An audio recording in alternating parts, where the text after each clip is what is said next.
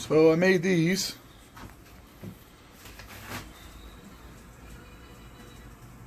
And they're basically going to go on the rack with the monolift attachments. Because these are 1-inch holes spaced out 5 inches for that guy right there, the band pegs. I'll show you how I'm going to put them on. I actually have them drying right now. I painted them on Friday. It's Sunday. So I just put the clear coat on them. I'll let them dry until tonight or tomorrow. And then connect them to the rack. Beautiful weather, man. It's 75 degrees right now. Low humidity. Hey, buddy. Alright. Here's what we did in here. So what I did right here is this back bar right here, you can see, was actually bolted across here. See those 2 holes? And it ran across here. So what I did is I took that off. I unbolted all 4 posts. I turned the base around, bolted it back down, and put those on. And then it's bolted down with live bolts that are 2 1/4. And then we took the monolift attachments from back here and we mounted them out here. So that way we're not confined to this 2-foot area, because this is very tight whenever you're trying to do squats or bands or box squats. So we're like, well, that's not going to be good enough. It's going to be too tight. So we went ahead and flipped it around and put these on the outside.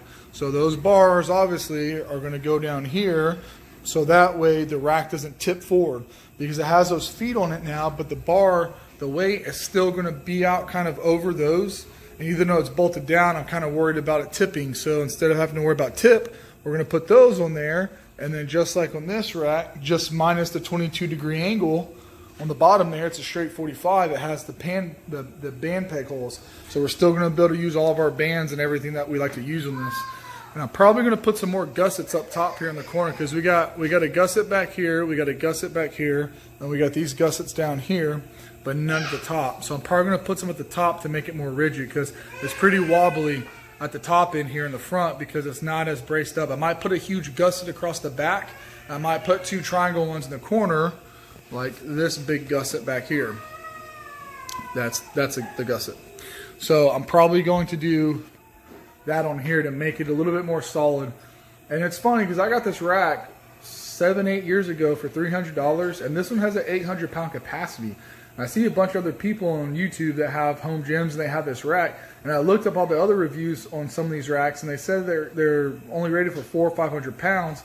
And then I look at their racks a little bit closer, and the difference is they don't have the gussets, the little triangles in the corner. They don't have those, and that makes the rack a lot more solid and a lot more stable with strength. So if you guys are going to buy one of these cheaper racks, this is a body solid power line. So if you're going to buy one of these cheaper racks, make sure you get the better one with the gussets, because if you don't, the rack is going to feel wobbly and rinkety, and it's not a big deal if you don't get it with the gussets, because if you're crafty, you can build your own and you can put your own on there. Like I'm going to add more to this one to make it more rigid.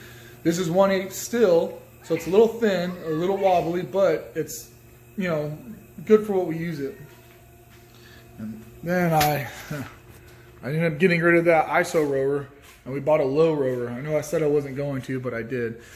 Now this one is a low rower, not a seated row. So there's no chest pad here, because you're not really designed to lean up against it and pull, because this one has an arc. It arcs like this when you pull it. It doesn't come straight back, but it arcs, and the weights are loaded on the top. The seated rows have the chest pad.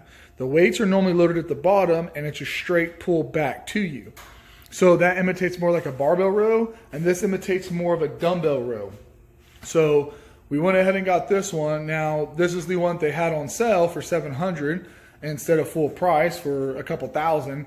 And I would like a seated rower as well, but honestly, if I'm going to do that, I could do barbell rows and cable rows and everything else.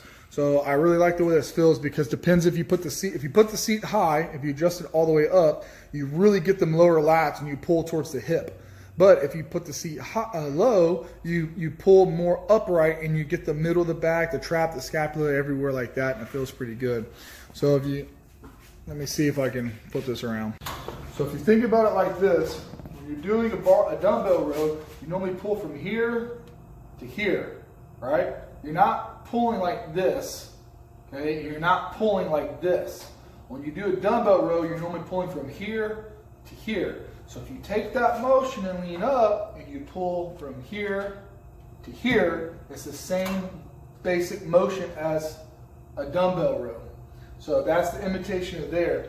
The seated row, you're sitting more like this and you're pulling straight into you, like this right here or like this. So if you take that motion there and you're pulling in here and you lean down, it's typically a barbell row. So each machine has its own unique design to fill a different movement of free weight. I like this because I don't like doing dumbbell rows. Whenever I do dumbbell rows, I can feel it in my delts and everything else. And it's a little bit harder for me to target my lats. And this just feels better for me than doing dumbbell rows. You call it lazy and oh, that's pitiful, and just do the dumbbell rows and man up. Yeah, I've done them for years, but now I don't have to, so I don't. I could if I want to. That's always an option, right? I always have that option to do the dumbbell rows. And I have the option to do this, and seated cable rows, and barbell rows, and everything else that I want to do. And those are the two different things we've done in the gym. I just got to finish up my rack. Happy about that.